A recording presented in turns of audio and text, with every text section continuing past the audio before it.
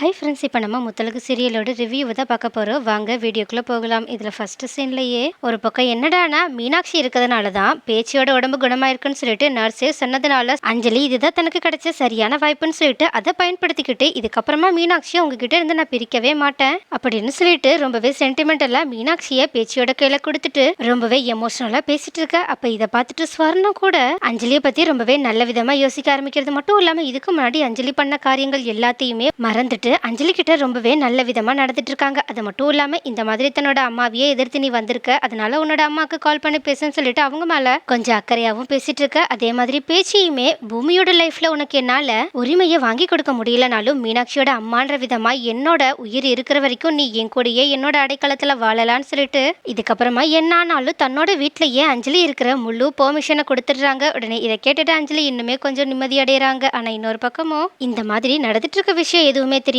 பூமியோ எப்படியாவது தன்னோட பையன் மூலியமாவது முத்தழகுக்கு எல்லா ஞாபகத்தையுமே வர வச்சலான்னு சொல்லிட்டு யோசிச்சு பார்த்துட்டு தனத்தை சரவணனை கூட்டிட்டு வர சொன்னது மட்டும் இல்லாம அவங்க மூலியமா முத்தழகு கிட்ட சரவணனை காட்டவும் செய்றாங்க. ஆனாலும் முத்தழகு என்னதான் சரவணனை பார்த்து ரொம்பவே சந்தோஷப்பட்டாலும் அவங்களுக்கு கொஞ்சம் கூட சரவணனை பத்தின ஞாபகங்கள் இல்லவே இல்லை. அது மட்டும் இல்லாம இதை புரிஞ்சுக்கிட்ட தினமும் ரொம்பவே வருத்தப்பட்டு பூமி கிட்ட சொல்லிட்டு இருக்கும்போது அப்ப கரெக்டா அங்க வந்த திலகமும் இந்த மாதிரி பூமி தன்னோட பையனை வச்சு தன்னோட பொண்ணோட வாழ்க்கையவே கெடுக்க மறுபடியுமே நினைச்சிட்டு இருக்கான்னு சொல்லிட்டு தாய் பாசத்தால ரொம்பவே கோவப்பட்டு அவங்க கிட்ட பேசிட்டு இருக்கா. ஆனா பூமியோ சரவணனோட எதிர்காலத்தை யோசிச்சு பார்த்துட்டோம். அதே சமயம் ஒருவேளை முத்தழகுக்கு கொஞ்ச நாள் கழிச்சு ஞாபகங்கள் வந்த அப்ப தன்னோட பையனை நம்ம தனியா தவிக்க வச்சுட்டோமேன்ற கில்ட்டி அவங்க கிட்ட இல்லாம இருக்கணுன்றதுக்காக சரவணனை நீங்களே எடுத்துட்டு போங்க, முத்தழகு கூடயே சரவணன் இருக்கிற மாதிரி ஏதாவது ஒரு விஷயத்த பண்ணுங்க, ஏன்னா என்னோட பையனுக்கும் முத்தழகோட தாய் பாசம் சரியான நேரத்துல கிடைக்கணும்னு ஆசைப்படுறேன். அதே மாதிரி முத்தழகுமே ஞாபகங்கள் திரும்பி தன்னோட பையனை நம்ம தனியா தவிக்க விட்டுட்டோமே என்ற கவலை இல்லாம வாழணும்னு நினைக்கிறேன் அப்படின்னு சொல்லிட்டு சரவணனை திலகத்து கையில ஒப்படைக்கிறதுக்காக கையை நீட்டிக்கிட்டு நிக்க. ஆனா திலகமோ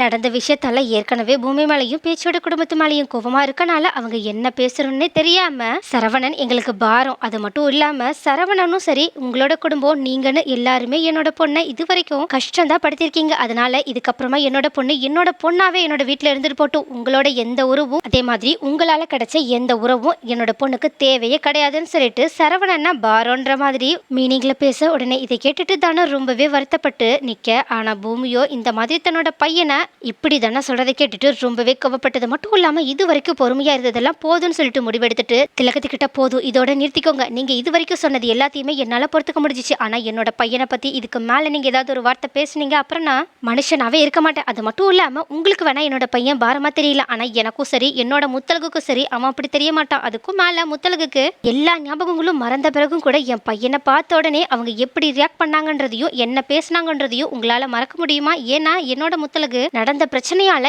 என்னையே மறந்தாலும் சரி என்னோட பையனை கண்டிப்பா அவங்களால மறக்கவும் முடியாது, பிரிஞ்சு இருக்க முடியாது. நீங்க வேணா பாருங்க, அவங்களே என்னோட பையனை தேடி வருவாங்க, வந்ததுக்கு அப்புறமா நானே முத்தழகு கிட்ட என்னோட பையனை ஒப்படைப்பேன். அது மட்டும் இல்லாம நீங்க எதுக்காக இப்ப என் மேல இவ்வளவு கோவமா இருக்கீங்கன்னு என்னால நல்லாவே புரிஞ்சுக்க முடியுது. எல்லாத்துக்கும் காரணம் அந்த அஞ்சலி தானே. நீங்க வேணா பாருங்க, அந்த அஞ்சலியும் என்னோட லைஃப்ல இருக்க மாட்டா, அதுவும் அந்த அஞ்சலி என்னோட வாரிசுன்னு சொல்லிட்டு இருக்க. மீனாட்சி என்னோட லைஃப்ல இருக்க மாட்டா, என்னோட லைஃப்ல இருந்தா அது முத்தழகு என்னோட பையன் சரவணன் மட்டும்தான். அது மட்டும் இல்லாம ஒருவேளை முத்தழகுக்கு எங்களோட ஞாபகங்கள் சுத்தமா வராமையே போனாலும் பரவாயில்ல, நான் மறுபடியும் ஆரம்பத்துல இருந்து முத்தழக காதலிக்க ஆரம்பிச்சு மறுபடியும் அவங்கள என்னோட முத்தழகா மாத்திக்கதான் போறேன். நீங்க வேணா பாருங்க, அவங்களுக்கு மனசுக்குள்ள கண்டிப்பா என் மேல இருந்த பாசம் மறந்து போகாது, மூளை வேணா மறந்து போயிருக்கலாம், மனசு இன்னும் ஞாபகம் வச்சிருக்கும் அப்படின்னு சொல்லிட்டு அங்க இருந்து சரவணனை தூக்கிட்டு ரொம்பவே கோவமா கிளம்பி போக. அப்ப இந்த மாதிரி பூமி சொன்னது எல்லாத்தையுமே யோசிச்சு பார்த்த திலகமும் ஒருவேளை நம்ம தான் கொஞ்சம் ஓவரா பேசிட்டோமோ அப்படின்னு சொல்லிட்டு கொஞ்ச நேரம் யோசிச்சு பார்த்தாலும் இன்னொரு நிமிஷம் இது எல்லாமே நம்ம பொண்ணுக்காக தான் நம்ம பண்ணோம், அதனால இது எதுவுமே தப்பு கிடையாது அப்படின்னு சொல்லி நினைச்சு பார்த்துட்டு அவங்களோட மனசை அவங்களே தைரியப்படுத்திட்டு முத்தழகோட ரூமுக்கு போனது மட்டும் இல்லாம அங்க இருக்க டாக்டர் கிட்ட முத்தழக நாங்க எப்போ டிஸ்சார்ஜ் பண்ணி வீட்டுக்கு கூட்டிட்டு போயிடலான்னு சொல்லி கேட்க. உடனே அந்த டாக்டருமே இந்த மாதிரி முத்தழகுக்கு அடிப்பட்ட காயெல்லாம் கொஞ்சம் கொஞ்சமா குணமாயிடுச்சு, நீங்க இப்பவே கூட அவங்கள வீட்டுக்கு கூட்டிட்டு போகலாம், ஆனாலும் அவங்களுக்கு தலையில பட்ட காயத்தால ஏற்பட்ட பாதிப்பு மட்டும் சரியாக கொஞ்சம் நாள் மாசம் எவ்வளவு நாள் கூட ஆகலாம், அதனால நீங்க அது வரைக்கும் கொஞ்சம் பொறுமையா இருக்க ட்ரை பண்ணுங்க. அது மட்டும் இல்லாம ஏற்கனவே நாங்க சொன்ன மாதிரி முத்தழகுக்கு ஒரே நேரத்துல எல்லாத்தையுமே ஞாபகப்படுத்துற மாதிரி எதுவுமே சொல்லிட்டு இருக்காதீங்க, அவங்க நடக்கிற விஷயத்த வச்சு அவங்க இதுக்கு முன்னாடி தன்னோட லைஃப்ல இது நடந்துச்சுன்னு சொல்லிட்டு கனெக்ட் பண்ணி பார்த்தாலே அவங்களால ஈஸியாவே தன்னோட ஞாபகங்களை நினைவுபடுத்த முடியும். அதால அவங்களால மற்ற ஞாபகங்களையுமே தூண்டி தன்னோட எல்லா ஞாபகத்தையுமே ஒரே நேரத்துல கூட கொண்டு வர வாய்ப்பு இருக்கு. அதனால நீங்க கொஞ்சம் பொறுமையா இருந்தீங்கன்னா கண்டிப்பா முத்தழகோட இந்த மெமரி பிரச்சனை சீக்கிரமா சால்வ் ஆக வாய்ப்பு இருக்குன்னு சொல்லி அனுப்புறாங்க. அது மட்டும் இல்லாம அவங்களுக்கு எப்பயாவது ரொம்பவே தலைவலி, அது தாங்க முடியாத தலைவலி வந்துச்சுன்னா உடனே எதை பத்தியுமே யோசிக்காம அவங்கள ஹாஸ்பிட்டல் கூட்டிட்டு வந்துருங்க, ஏன்னா அது ரொம்பவே சீரியஸ் சீரியஸான கண்டிஷனா கூட இருக்க வாய்ப்பு இருக்கு. அதுவும் அவங்க மயக்கம் மட்டும் போட்டுட்டாங்கன்னா அது ரொம்பவே சீரியஸான கண்டிஷன். ஸோ நீங்க அவங்கள எப்பவுமே கவனமா பாத்துக்கோங்கன்னு சொல்றாங்க. உடனே இது எல்லாத்தையுமே கேட்ட திலகமும் இந்த மாதிரி டாக்டர் சொன்னதை கேட்டுட்டு ஒரு பக்கம் இந்த மாதிரி முத்தலகோட கண்டிஷன் இவ்வளோ மோசமா இருக்கிறத யோசிச்சு பார்த்துட்டு ரொம்பவே வருத்தப்பட்டாலும் இன்னொரு பக்கமும் ஒருவேளை முத்தலகுக்கு எங்க தன்னோட பழைய ஞாபகங்கள் எல்லாமே ஞாபகம் வந்துச்சுன்னா அதனால அவ பாதிக்கப்படுவாளோ, அதனால பேசாம முத்தலகுக்கு எந்த ஞாபகமுமே வராம இருக்கணும்னு சொல்லிட்டு டாக்டர் கிட்ட இந்த மாதிரி முத்தலகுக்கு ஞாபகங்கள் வராமையே இருக்க வாய்ப்பு இருக்கான்னு சொல்லி கேட்க அதுக்கு டாக்டரும் ஆமா அதுக்கும் ஒரு வாய்ப்பு இருக்கு, ஆனாலும் மேக்சிமம் இந்த மாதிரி அடிப்பட்டவங்களுக்கு நினைவுகள் சீக்கிரமா வரவும் வாய்ப்பு இருக்கு, அதனால நீங்க எதுக்கும் கவலைப்படாதீங்கன்னு சொல்ல உடனே திலகமும் கடவுள்கிட்ட கடவுளே இவ்வளோ நாள் என்னோட பொண்ணு ரொம்பவே கஷ்டப்பட்டுட்டா, இதுக்கப்புறமா அவள் கஷ்டப்படாமல் இருக்கணும்னா அவளுக்கு இந்த 3 வருஷம் ஞாபகங்கள் வராமல் இருக்காதான் நல்லதுன்னு சொல்லிட்டு நீங்கள் தான் அவளோட வாழ்க்கைக்கு எது நல்லதோ அதை பார்த்து பண்ணணும்னு சொல்லிட்டு வேண்டிட்டு இருக்காங்க. அது மட்டும் இல்லாமல் டாக்டர் சொன்னதுனால முத்தலகை டிஸ்சார்ஜ் பண்ணி ஹாஸ்பிட்டல்ல இருந்து கூட்டிட்டு போகிறதுக்கான ஏற்பாடையும் செய்ய ஆரம்பிக்கிறாங்க. அதே மாதிரி மருதுவே முத்தலகை கூட்டிட்டு போகிறதுக்காக ஆட்டோ எல்லாத்தையுமே ரெடி பண்ணி கூட்டிட்டு வர திலகமுமே முத்தலகை கை தாங்களா கூட்டிட்டு ஹாஸ்பிட்டல்ல இருந்து வெளியே கொண்டு போறாங்க. ஆனா அப்போ கரெக்டா எதிரில் பேச்சு உடம்பு சரியில்லைன்னு சொல்லிட்டு கவனிச்சிட்டு இருக்க ஸ்வர்ணமும் வராங்க. அது மட்டும் இல்லாம முத்தலகு திலகம் கூட்டிட்டு போறத பார்த்துட்டு உடனே அங்க அப்படியே நின்றுட்டு இருக்க. ஆனா முத்தலகு ஸ்வர்ணம் பத்தின எல்லா ஞாபகங்களையுமே இழந்ததுனால ஸ்வர்ணத்தை யாருன்னே தெரியாத மாதிரி அவங்கள கிராஸ் பண்ணி போக திலகமும் கொஞ்சம் முறைச்சு பார்த்துட்டு ஸ்வர்ணத்தை கிராஸ் பண்ண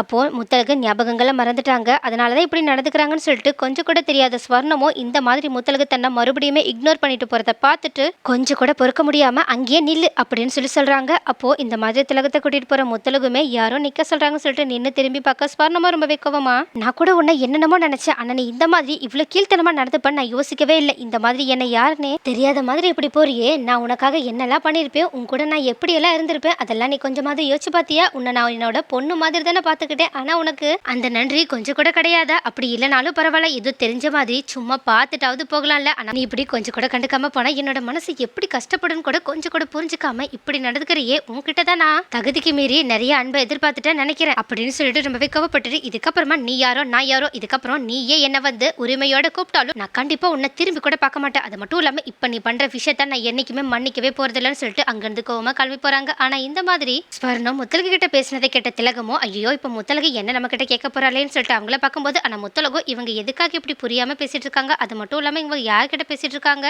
ஏதோ தனியா யாரையோ திட்டிட்டு போற மாதிரி தெரியுது, ஆனா ரொம்பவே கோவமா திட்டுறாங்கன்னு மட்டும் தெரியுது. அது மட்டும் இல்லாம இங்க நம்ம 2 பேர் தானே இருக்கோம், நம்ம கிட்ட பேசிட்டு போற மாதிரி போறாங்க, அவங்களுக்கு ஏதாவது பிரச்சனையா அப்படின்னு சொல்லி கேட்க உடனே இதை கேட்ட திலகமும் இதுதான் சான்ஸ்னு சொல்லிட்டு ஆமா அவங்களுக்கு கொஞ்சம் உடம்பு சரியில்லை, அதனால தான் அவங்க யார்கிட்ட பேசுறதுன்னு தெரியாம பேசிட்டு போறாங்க, நீ அதெல்லாம் கண்டுக்க வேண்டாவா நம்ம வீட்டுக்கு போகலான்னு சொல்லிட்டு முத்தலகை கூட்டிட்டு அங்கிருந்து கிளம்பி போக. ஆனா இந்த பக்கமும் ஏற்கனவே ரொம்பவே கோவமா ரூமுக்கு வந்த ஸ்வர்ணத்தை பார்த்தா அஞ்சலியோ என்ன நடந்துச்சு என்னாச்சு எதுக்காக இவ்வளோ டென்ஷனா இருக்கீங்கன்னு சொல்லிட்டு அக்கறையோட பேச உடனே இதை கேட்ட ஸ்வர்ணமும் இந்த மாதிரி நீ கூட அக்கறையா என்கிட்ட பேசுற, ஏன்னா இதுக்கு முன்னாடி நான் உங்ககிட்ட எப்படி நடந்துக்கிட்டேன்றது எனக்கு ஞாபகம் இருக்கு, அது எல்லாமே உனக்கும் ஞாபகம் இருந்துமே எனக்கு இவ்வளோ மரியாதை கொடுக்குற மாதிரி நீ பேசுறது மூலயமாவே நீ எப்படிப்பட்டவன்றதை என்னால இப்ப புரிஞ்சுக்க முடியுது, ஆனா அந்த முத்தலகு தான் அவகிட்ட நான் எவ்வளோ அன்பாவோ பாசமாவோ இதுக்கு முன்னாடி நடந்துகிட்டேன்றத மறந்துட்டு என்ன கொஞ்சம் கூட கண்டுக்காத மாதிரி என் மனசை அவ்வளோ கஷ்டப்படுத்திட்டு போயிட்டா, அது மட்டும் இல்லாம நான் நம்பின ஒருத்தி என்னை கைவிட்டுட்டு போகும்போது நீ என் கூட இருக்கும்போது எனக்கு ரொம்பவே சந்தோஷமா இருக்குன்னு சொல்லிட்டு இதுக்கப்புறமா நான் என்னை விட்டுட்டு போனவளை பத்தி கவலையே பட போறதில்லன்னு சொல்லிட்டு அஞ்சலிக்கு இதுக்கப்புறமா சப்போர்ட் பண்ண போறேன்றத சொல்லாம சொல்லிட்டு இருக்காங்க. அப்ப இதை கேட்ட அஞ்சலி ரொம்பவே சந்தோஷப்பட்டு நின்றுட்டு இருக்கா. ஆனா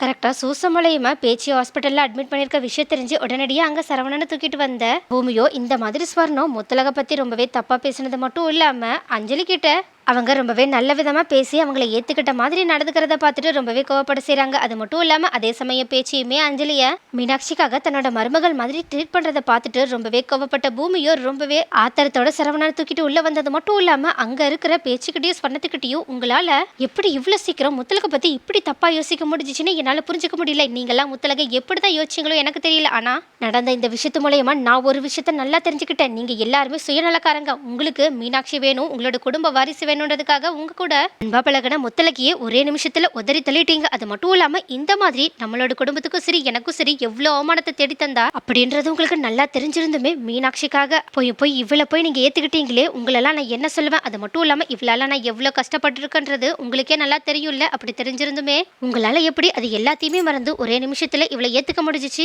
அப்படின்னு சொல்லிட்டு ரொம்பவே கோவமா கேட்க உடனே இதை கேட்ட பேச்சையும் முத்தல்கு தான் உன்னை கை விட்டுட்டு போயிட்டால, அவ நீ பண்ண தப்புக்காக உன்னை பிரிஞ்சு போறத கூட என்னால ஏத்துக்க முடியும். ஆனா நாங்க இவ்வளோ நாளா நடந்துக்கிட்டது எல்லாத்தையுமே மறந்து எங்களை கூட யாருன்னு தெரியாத அளவுக்கு எங்களை எல்லார் முன்னாடியும் இவ்வளோ அசிங்கப்படுத்திட்டு போயிருக்கா. எப்படி அந்த தப்பை எங்களால் மன்னிக்க முடியும்? அவ பண்ண இந்த துரோகத்தை நான் கண்டிப்பா மறக்கவும் மாட்டேன், மன்னிக்கவும் மாட்டேன். அது மட்டும் இல்லாம நான் முடிவு பண்ணிட்டேன், இதுக்கப்புறமா முத்தழகு என்னோட மருமகளா இருக்க அவளுக்கு தகுதி கிடையாது. ஏன்னா அவ எனக்கு தர வேண்டிய ஒரு சின்ன மரியாதையை கூட எனக்கு தர மறந்துட்டா. ஆனா இந்த அஞ்சலியை பாரு, இவ எவ்வளவு பெரிய குடும்பத்துல இருந்து வந்திருந்தாலும் கடைசி வரைக்கும் என் பக்கம் அவளோட அம்மாவை கூட விட்டுட்டு நின்றுட்டு இருக்கா. அது மட்டும் இல்லாம இது எல்லாத்தையுமே அவ பண்றதுக்கான ஒரே காரணம் உன்னோட அன்பு மட்டும்தான், உன் கூட வாழணுன்ற ஒரே ஒரு நினப்பு மட்டும்தான். இந்த மாதிரி ஒருத்தியை என்னால எப்படி இதுக்கப்புறமாவும் விட்டு தர முடியும்? அது மட்டும் இல்லாம இவ தான் நம்மளோட குடும்ப வாரிசையும் எனக்கு தந்திருக்கா. என்னோட மிகப்பெரிய சந்தோஷமான மீனாட்சி வர்றதுக்கான காரணமும் இவ தான். அதனால இதுக்கப்புறமா உன்னை உதறி தள்ளிட்டு போன முத்தழக மறந்துட்டு நீ அஞ்சலி கூட சேர்ந்து வாழ்றதா நல்லதா இருக்கும்னு நினைக்கிறேன். ஏன்னா அஞ்சலி இதுக்கப்புறமா என்னோட மருமகளா இந்த வீட்டுல இருக்கலான்னு நான் முடிவு பண்ணியிருக்கேன் அப்படின்னு சொல்லி தன்னோட முடிவை எடுத்து சொல்ல, உடனே இதை கேட்டுட்டு செம்ம கோபம் அடைஞ்ச பூமியோ, உங்களோட முடிவை என்னால ஏத்துக்க முடியாது. ஏன்னா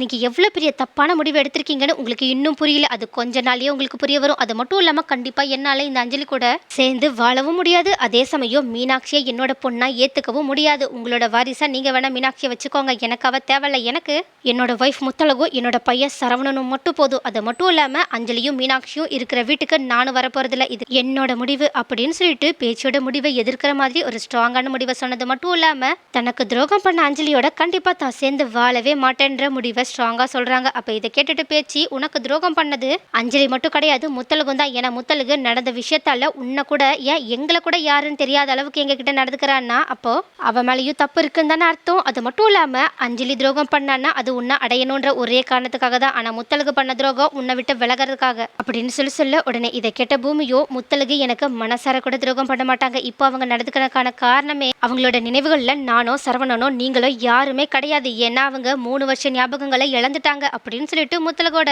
ஷார்ட் டைம் மெமரி ப்ராப்ளத்தை பத்தி சொல்ல ஆரம்பிக்கிறாங்க. அப்போ இதை கேட்டுட்டு முத்தழகு நடந்துகிட்டதுனால அவங்க மேல செம்ம கோவத்துல இருந்த பேச்சியும் சரி ஸ்வர்ணமும் சரி முத்தழகு ஏன் அப்படி நடந்துக்கிட்டாங்கன்ற காரணத்தை கேட்ட உடனேயே ரொம்பவே ஷாக் ஆனது மட்டும் இல்லாம நம்ம அப்படா முத்தழகு ரொம்பவே தப்பா புரிஞ்சுக்கிட்டு அவளை ரொம்பவே கஷ்டப்படுத்திட்டோமான்னு சொல்லிட்டு யோசிக்க ஆரம்பிச்சு வருத்தப்பட ஆரம்பிக்க, ஆனா பூமியோ இந்த உண்மையை உங்ககிட்ட சொல்லாமலேயே முத்தழக பத்தி நீங்க நல்லபடியா யோசிக்க ஆரம்பிக்கணும்னு நினைச்சேன். ஆனா அது நடக்கலன்றது எனக்கு நல்லா புரிஞ்சிச்சு. அதனால உங்களுக்கு இதுக்கப்புறமா நான் என்ன சொல்லியும் எதுவும் புரிய வைக்க போறதில்ல. அது மட்டும் இல்லாம நான் அந்த வீட்டுக்கு வந்தா கண்டிப்பா என் முத்தல கூட சேர்ந்துதான் வருவேன். அது மட்டும் இல்லாம இந்த அஞ்சலியையுமே நான் சட்டப்படி வெளியே வீட்டை விட்டு அனுப்பாம விட மாட்டேன்னு சொல்லிட்டு சபதம் போட்டுட்டு சரவணனை தூக்கிட்டு அங்கிருந்து கிளம்பி போக, அப்ப இதை பார்த்தா தனமும், ஐயா நீங்க இப்ப எங்க போறீங்க? முத்தலகு அம்மாக்கும் உங்களை ஞாபகமே இல்லையே, அவங்களோட வீட்லயும் உங்களை சேர்த்துக்க முடியாது. அதே சமயம் இப்படி பேச்சியம்மா வீட்டை விட்டும் வெளியே போறீங்கன்னு சொன்னீங்கன்னா நீங்களும் குழந்தையும் எங்கதான் இருப்பீங்க? சரவணனோட நிலைமை என்னதான் ஆகுன்னு சொல்லிட்டு தன்னோட பையன் மேல இருக்க தாய் பாசத்தாலையும் முத்தலகு பூமிக்கு நடந்த இந்த மாதிரி ஒரு தவறான விஷயத்துக்கு தான் காரணம்ன்ற குற்ற உணர்ச்சியாலையும் வருத்தப்பட்டு பேச, ஆனா பூமியோ அங்க இருக்கவங்க எல்லாரு காதலியுமே படுற மாதிரி நான் மறுபடியுமே முத்தலக காதலிக்க போறேன், மறுபடியும் என்னோட முத்தலகு காதல் கதையை நான் ஆரம்பிக்க போறேன், அதுக்காக நான் முத்தலகு பக்கத்திலேயே இருக்கணும்னு ஆசைப்படுறேன்னு சொல்லிட்டு அவங்க இருக்கிற இடத்துக்கு தான் நான் போறேன்னு சொல்லிட்டு அங்கிருந்து கிளம்பி போறாங்க. அப்ப இதை பார்த்த அஞ்சலியோ ரொம்பவே கோவமா மனசுக்குள்ளேயே ஒரு பக்கம் முத்தலகோட ஞாபகம் எல்லாமே அழிஞ்சிச்சுன்னு சந்தோஷப்படுறதா, இன்னொரு பக்கம் பூமி இந்த மாதிரி முத்தலுக்கு மேல பைத்தியமாவே இருக்கான்னு சொல்லிட்டு வருத்தப்படுறதான்னு சுத்தமா புரியலன்னு சொல்லிட்டு நினைச்சிட்டு இருக்க. ஆனா இந்த பக்கமும் ஹாஸ்பிட்டல்ல இருந்து டிஸ்சார்ஜ் பண்ணிட்டு போன முத்தலக திலகம் ஃபர்ஸ்ட் கோவிலுக்கு கூட்டிட்டு போகலான்னு சொல்லிட்டு கோவிலுக்கு கூட்டிட்டு போயிட்டு அங்கிருந்த கடவுளை வேண்ட வைக்க ஆரம்பிக்கிறாங்க. அது மட்டும் இல்லாம திலகமுமே மனசுக்குள்ள என்னோட பொண்ணோட கஷ்டம் இல்லாம இதுக்கப்புறமா தீந்துரும்னு சொல்லிட்டு வேண்டிட்டு இருக்க. அப்ப கரெக்டா அங்க வந்த சித்தருமே எப்பவும் போலயே ஒரு பொன் சிரிப்போட முத்தலகோட முகத்தை பார்த்துட்டு அவங்க கிட்ட குறி சொல்ற மாதிரி பேச ஆரம்பிக்கிறாங்க. அது மட்டும் இல்லாம அவங்க முத்தலகு கிட்ட என்னமா ஒரு மிகப்பெரிய கண்டத்துல இருந்து தப்பிச்சு வந்திருக்க போலயே, நல்ல வேளை அந்த கண்டத்துல இருந்து தப்பிச்சு வந்த, இதுக்கப்புறமா உன்னோட வாழ்க்கை ரொம்பவே சந்தோஷமா அமைய போகுது, அது மட்டும் இல்லாம நீ இழந்த விஷயங்கள் எல்லாமே ஒன்னொன்னா உனக்கு கிடைக்க போகுது, இதுக்கப்புறமா அந்த ஈசன் உன் கூட துணையா இருப்பான், நீ எதுக்கும் கவலைப்படாம போ, உனக்கு சொந்தமானவங்க உன்னை தேடி வருவாங்க, நீ அவங்களுக்காக காத்துரு அப்படின்னு சொல்லிட்டு சொல்றாங்க. அப்ப இதை கேட்டுட்டு முத்தலகு ஒண்ணுமே புரியாம சித்தரை பார்க்க, ஆனா திலகமும் இப்போ முத்தலகுக்கு நல்ல விஷயம் நடக்க போதுன்னு சித்தர் சொல்றாங்களா அப்படி இல்லைன்னா கெட்ட விஷயம் நடக்க போதுன்னு சொல்றாங்களா? ஏன்னா அவங்களோட குறிய வச்சு சொன்னா இதுக்கப்புறமா முத்தலகு நல்லா இருப்பான்னு சொல்றாங்க. அதே சமயம் முத்தலகு இழந்த உறவுகள் அவங்ககிட்ட மறுபடியுமே வரும்னு சொல்றாங்க. அப்படின்னா அது பூமியோட உறவு தானே, பூமி உறவெல்லாம் மறுபடியுமே முத்தலகு தேடி வந்தா கண்டிப்பா கஷ்டப்பட போறது நம்மளோட பொண்ணு தானே, இதுக்காக இந்த சித்தர் புரியாம பேசுறாங்கன்னு சொல்லிட்டு ரொம்பவே யோசனையோட முத்தலகு கோவில்ல இருந்து கூட்டிட்டு தன்னோட வீட்டுக்கு ஆர்த்தியெல்லாம் எடுத்து உள்ள கூட்டிட்டு போக போற அதே நேரத்துல கரெக்டா சித்தர் சொன்ன மாதிரியே முத்தலகோட உறவுகளான பூமியும் சரவணனோட முத்தலகோட வீட்டு வாசல்ல வந்து நிக்கிறாங்க. அப்ப இதை பார்த்துட்டு ரொம்பவே ஷாக் ஆன திலகமும் பூமி கிட்ட ரொம்பவே கோவமா பேசுறதுக்காக போகும்போது ஆனா பூமியும் திலகத்தை கொஞ்சம் கூட கண்டுக்காம முத்தலகுக்கு ஆப்போசிட்ல இருக்க வீட்டுக்குள்ள போக ஆரம்பிக்கிறாங்க. அப்ப இதை பார்த்த திலகமும் அப்பனா இவன் நம்ம வீட்டுக்கு வரலையான்னு சொல்லிட்டு யோசிச்சு பார்த்துட்டு பக்கத்துல நின்னுட்டு இருக்க மருது கிட்ட பூமி எதுக்காக இங்க வந்திருக்கான், அவன் எதுக்காக எதிர் வீட்டுக்குள்ள போகிறான் அப்படின்னு சொல்லி கேட்க உடனே இதை கேட்டுட்டு மருதுமே இந்த மாதிரி மாமா இதுக்கப்புறமா நம்மளோட எதிர் வீட்டில் தான் தங்க போறாங்களா, அவங்க அஞ்சலி பேச்சியம்மா வீட்டில் இருக்கனால அவங்க பேச்சியம்மா வீட்டையே விட்டு வெளியே வந்துடுறது மட்டும் இல்லாம முத்தலக கூட்டிட்டு கண்டிப்பா அந்த வீட்டுக்கு தான் மறுபடியும் போவேன்னு சொல்லிட்டு சபதம் போட்டுட்டு வந்திருக்காங்கன்னு சொல்லிட்டு நடந்த விஷயம் எல்லாத்தையுமே திலகிட்ட சொல்ல உடனே இதை கேட்ட திலகமுமே சித்தர் சொன்னது உண்மையா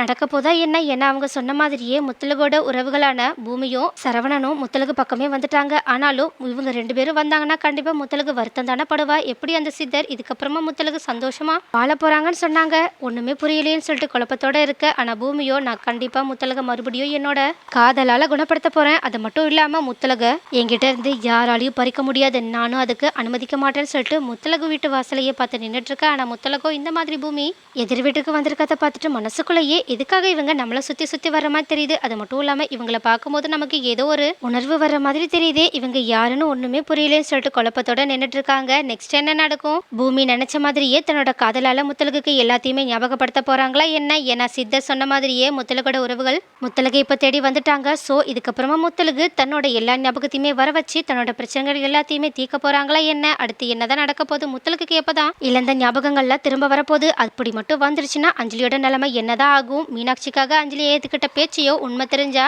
அஞ்சலியை என்னதான் பண்ணுவாங்க, அடுத்து என்னென்ன இன்ட்ரெஸ்டிங்கான விஷயங்கள்லாம் நடக்க போகுதுன்றத அடுத்த வீடியோல பார்க்கலாம்.